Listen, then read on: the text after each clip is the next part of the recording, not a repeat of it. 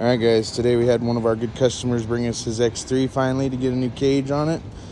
He had chosen the Filthy Fab low rider cage, and this thing, it came out sweet. Came in powder coated to match the stock colors.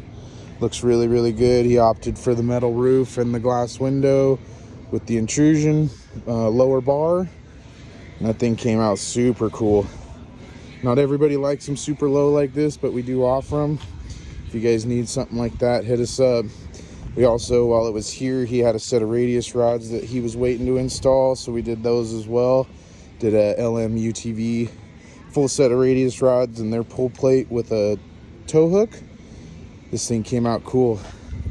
We even got his sound bar mounted up, back up to this cage.